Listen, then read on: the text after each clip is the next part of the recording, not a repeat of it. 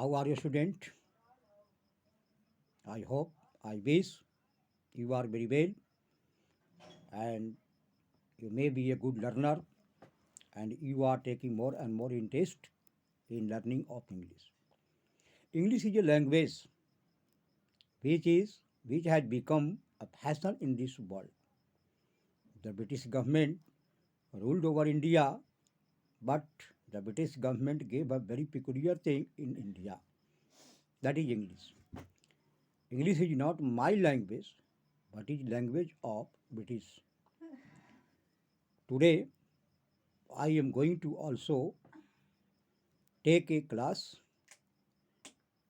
how to translate Hindi to English and Hindi to English, English to Hindi.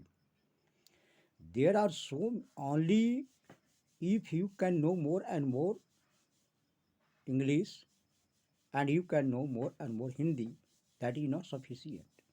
The combination of the both of the language, Hindi as well as English, will be sufficient for you because sometimes you have to explain in Hindi and sometimes you have to explain in English.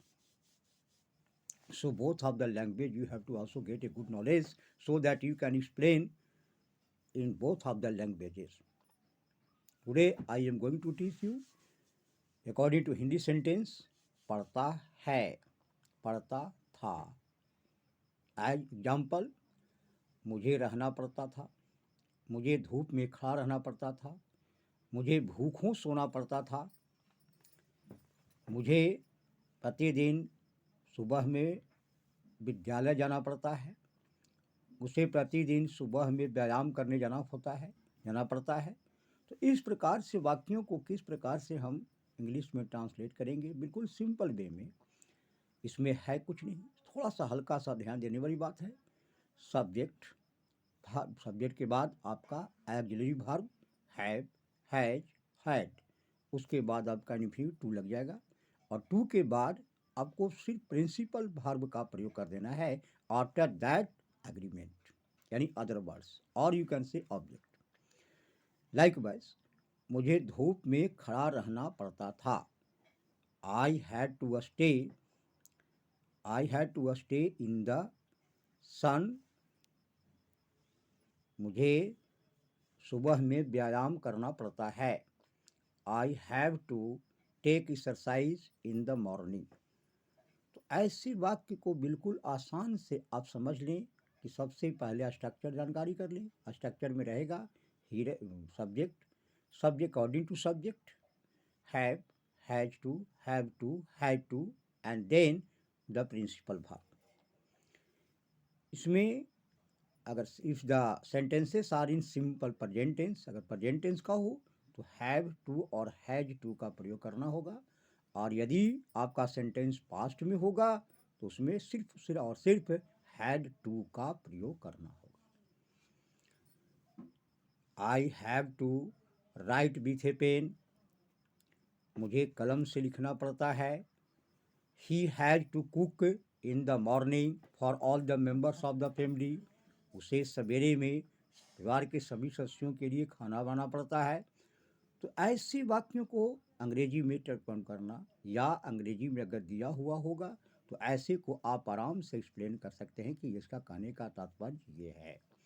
तो ऐसे वाक्यों को समझदारी से समझने के लिए आपको you have to also take so many example yourself, because these type of the sentences come in our life daily from morning to evening, in the market, in the classroom, or in the outside of the classroom, everywhere.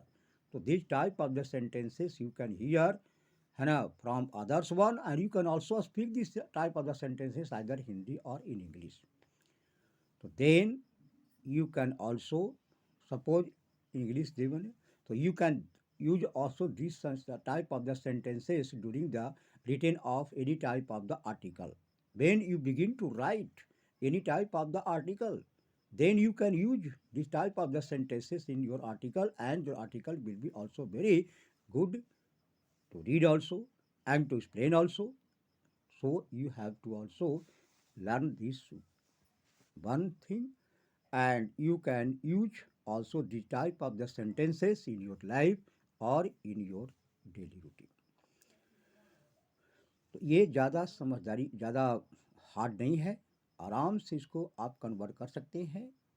जितने भी sentence जो special type का जो sentence होता है, उन सभी सेंटेंसों को एक एक करके हम बताएंगे आप लोग को कि किस प्रकार से आप उसे कन्वर्ट कर सकते हैं, किस प्रकार से उसे यूज कर सकते हैं, कहाँ कहाँ इसको यूज कर सकते हैं। अब जैसे अगले क्लास में ही, तो अगले क्लास में हम आपको बताने जा रहे हैं कि किस प्रकार से हम लोग यूज टू और यूज टू का प्रयोग कहाँ कहाँ करते हैं, कैसे करते हैं। सेम थिंग है, तो वो भी चीज़ यही चीज़ है। तो अब है कि दोनों में थोड़ा सा अंतर, थोड़ा सा डिफरेंट है, लेकिन आपको उसमें भी आपको इसी प्रकार से चलना होगा। तो एक एक करके माने one by one each type of the special sentences, how we can convert, how we can translate from Hindi to English और from English to Hindi, you have to learn again and you have to also be very good in learner. And if you can give attention on these type of the sentences, then definitely you can be also a good a speaker of English, a good learner of English, and you have a good knowledge of English. In the next class, I will also give you introduction. I will teach you another type of the sentences, how you can convert from Hindi to English or from English to Hindi. I wish you will be also very good, and good night. Your night will be also very nice. Good. Thanks.